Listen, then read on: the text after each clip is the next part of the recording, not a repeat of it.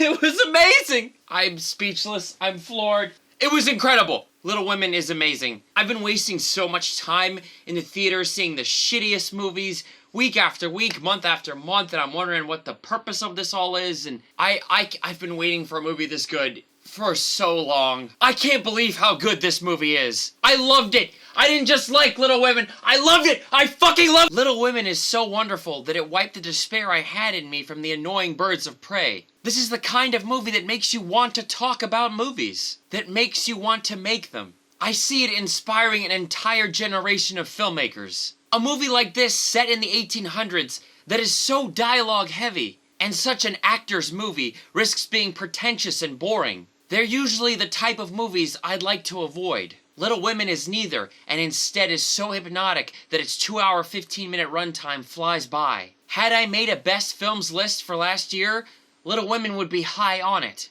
It might even be the number one. Honestly, it probably is. I don't know why I waited so long to see it. This is the first movie I have seen by Greta Gerwig, and it will not be the last. It alone shows me the ushering in of an auteur, a storyteller who has complete and great command of her craft, who knows how to pace and edit her scenes just right, who knows that music should accompany or elevate and never distract. And even though this is an actor's movie, I saw Greta's voice in there, quietly moving everything along perfectly. I didn't want this movie to ever end. This is apparently the 7th film adaptation of the famous novel, which I haven't read. I read too slow for that shit. Seriously, I'm way behind. Thousands of books I want to read and I just can't. I read too slow. I'm like 10 pages a minute. I can't fucking read worth shit. I remember the 90s movie with Winona Ryder was on TV a lot when I was a kid. But I only ever caught parts of it and was too young to understand what it was about. Before tonight, I had zero idea what the story was or what was going to happen. And I'm glad it was this way. I can't speak to how this movie adapts its source material. All I can tell you is about the movie itself, which is incredible. The story follows the lives of 4 sisters, from their youth all the way into adulthood. It cuts back and forth from the present day to the past 7 years apart. It's a stroke of genius. The edits heighten the dramatic irony, and the juxtapositions of the same people from different timelines is heartbreaking. The whole thing is mesmerizing. I can't praise it enough, honestly. No words of mine will ever do it justice. It boils down to conversations and marriages and back and forths and reveals at relationships and how they change over time. I'm mesmerized. I should have been bored to tears, but I'm just sitting there like absorbing everything and not behind on anything. And I didn't want it to end. I felt truly wrapped up in this world. I felt like I could just be a part of it forever. And I wanted to keep watching the stories of Joe and Amy and Meg and Beth, and I just wanted to see more of them and everything, just the way the story was told. Like, is it coming across that this movie is fucking amazing? The 4 sisters are Joe, Amy, Meg, and Beth March. Their family is poor. Joe, short for Josephine, is tomboyish. She spends all her time writing stories she wants to matter. The movie opens with her trying to sell one of her stories to a publisher, who agrees to pay for it on the terms that she cuts it much shorter, and has the female lead get married at the end. Or dead. Either one. A later moment, someone she wants to impress early on expresses his dislike of her work, that it's too dark. His brutal honesty hurts her, and the movie takes a jab at critics. Joe doesn't like the idea of marriage at all. Amy likes to paint and wants to be a great artist someday, but she realizes her dreams won't work in the world and sees the realistic outcome of marriage as an economic proposition for women. She's always known she will marry rich. I'm not a poet, I'm just a woman. Her understanding of what it means to be a woman in this time comes out so bluntly to Laurie, and it's not preachy. None of this is. And the camera has the patience to follow her as she speaks. I'm fucking floored. Meg is the spoiled one of the bunch. Always resting on appearances. Always wanting what her friends have that her family cannot afford. She hates that her family is poor. Beth is the quiet one and a musical prodigy. The kind neighbor says she reminds him of his daughter who passed away. Her piano playing comforts him. She loves Joe's stories and begs her to keep writing. The spazzy Timothy Chalamet is Laurie, the grandson of that neighbor, who is an integral part in the Marches' lives. Because he has loved Joe since the moment they met, even though we know she cannot return it. Amazing that the movie tells us this in one of the first scenes before we even see the two of them interact. The acting in this movie is fucking amazing. There's not a bad performance. Not one. Not one. Even the passive Eliza Scanlon, who seems stoic as Beth, makes sense by the end. Emma Watson is good as the entitled yet not annoying Meg. Timothy is just right as Laurie, who you immediately believe is the boy next door for that family. And at the heart of it all is Saoirse Ronan and Florence Pugh, whose sisterly relationship of Amy and Joe balances everything. Two girls who have starkly contrasting views on life. Joe, who will never compromise her convictions for the constraints of society, and Amy, who understands what the world is and accepts it. Amy always feels second to Joe in everything. I saw Florence Pugh back in Midsummer, and she was great in that, although her role was not so fun to watch at times. As Amy, she is a revelation, and Saoirse Ronan, the leader. A powerhouse performance if there ever was one. I saw only Joe March, never an actor. She was that character. The movie's hypnotic and mesmerizing storytelling are led by her. I couldn't stop watching her. I couldn't take my eyes off the screen. She has a way of making everything so personal. I got wrapped up in her life. I was never bored. I was never restless. And again, I'll say this is an actor's movie, but it could not have been done without Greta, who both adapted the script and directed. She knows how to move her actors and the camera with them. None of it is distracting. None of it is stupid or dull or boring or lifeless or preachy or useless. She frames everything right for each and every moment. Shockingly, it never repeats itself. Never! Even though there is so much talking, I always kept up. Even though it is all the same characters meeting up with each other again and again through different times, it's always interesting.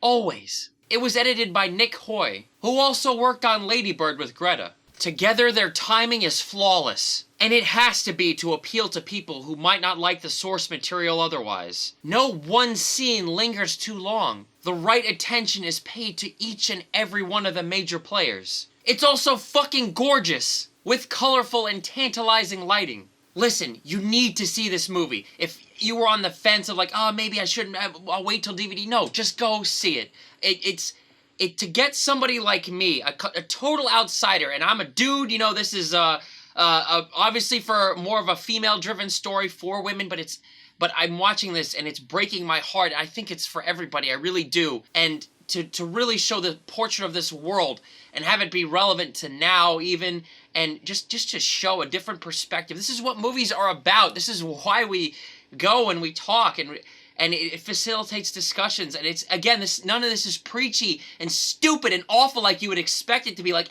maybe every other filmmaker would do it. But Greta, you can read about how this was the book for her. She said that growing up, and total passion project, and she's a fucking talented and amazing genius filmmaker. I can't believe I never watched any of her stuff before, but I need to see Lady Bird, obviously, but I am just so shocked, and I'm mad at myself, and I hate myself for not going earlier to see this movie, because it's been out for like 2 months, and I'm so mad that I should have gone. I had seen so much garbage this last year, and even at the start of this year, and I don't know why I do this to myself. It's like I'm scared to see a great movie, and I'd heard really good things about it, you know, and I figured it was going to be good, and I figured I'd walk out like every, you know, Oscar baity trashy movie. I'd be like, yeah, it was all right, but I don't need to see it again. But no, this is not that, guys. This is beyond a masterpiece. This movie is a 10. I could easily watch it again. I could easily talk about it for hours, but again, nothing I say will do it justice. You just have to see it, and just the acting and everything, the way the story is told, the beautiful look of it all. There's nothing wrong with this movie. If I had one little tiny critique, it would be on the ending. But even then, there's like a meta twist in it that's awesome.